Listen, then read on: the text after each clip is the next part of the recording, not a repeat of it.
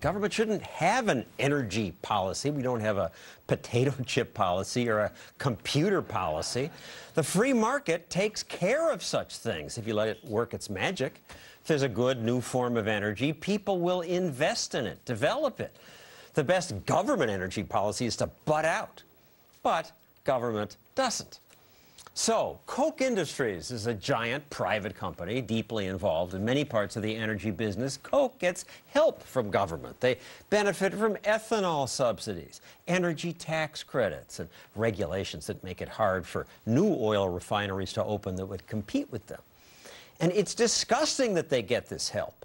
And Koch's spokeswoman is here with us now, Nancy Pfotenhauer, and she, surprisingly, is here to say that she agrees that it's disgusting, and you don't want this government help? Absolutely not. We believe that the best thing, as you said, the government could do is get the heck out of the way.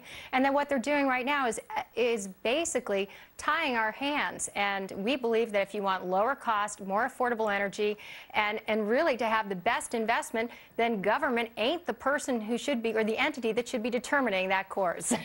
And you're saying this despite receiving what must be millions, billions of dollars in handouts in some form or another from taxpayers. Well, let's put it this way. We produce 400 million gallons of ethanol a year and yet support eliminating the ethanol tax credits. We just think that it is a completely perverse influence. I don't even know that that industry would exist if it weren't for government intervention. So how can you call it perverse? I look at things like our leaders in Congress. In 2005, they passed the Energy Policy Act. It included a bunch of new ethanol subsidies, and one congresswoman who pushed it said, the goal is to achieve total independence from foreign oil in 10 years. And then Senator Barack Obama said, it'll give us fuel that'll be grown in the cornfields of Illinois, not imported from the deserts of the Middle East. So that sounds good. It'll make us independent. And it did nothing that they promised. In fact, it was a trifecta of horrible policy. It was mandates, so we were forced to produce it and sell it. Americans had to buy it. They jiggered the tax code in order to send false signals through the pricing mechanisms, and then they penalized explain things. That. False signals through the pricing mechanism. Well, prices convey information. So anytime government policy manipulates that information, we're basically getting false signals. So capital and the information is important because when prices go up, people produce more of things. Right. So capital flows in the wrong direction, if you will. It flows where government wants it or politically favored industries are, rather than to the most productive sectors. So ethanol policy was lousy economic policy, lousy energy policy, and lousy environmental policy. And audience agrees. And your bosses don't need the money. They're each worth, according to Forbes, about $22 billion. These are the Koch brothers, and I disclose here I happen to know them and like them and agree with them. And I just find it refreshing when there are capitalists who actually say we should have free markets, because so often the worst enemies of capitalism are businessmen who want special deals. Yeah, no, beware the person who says, I'm not for big government unless it's my form of big government, and that's what's happening frequently, where they basically say, we don't want the government to get in our way, except for, I mean, listen for that, because it's usually a signal that somebody's lining their pockets. We're going to make clean air, or we're going to reduce our dependence. And it doesn't. And your bosses are now the new enemy of the left. They're the poster boys. Some samples here. David Koch is the poster child representing everything that's wrong in America. Another says they are symbols of the unholy alliance between business and state.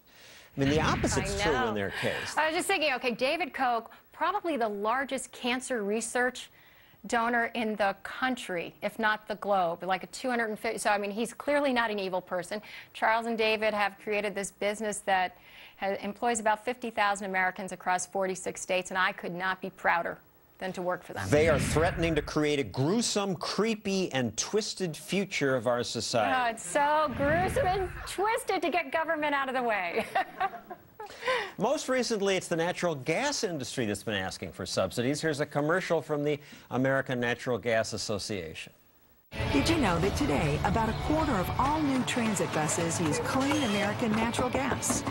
We have more natural gas than Saudi Arabia has oil. So how come we're not using it even more?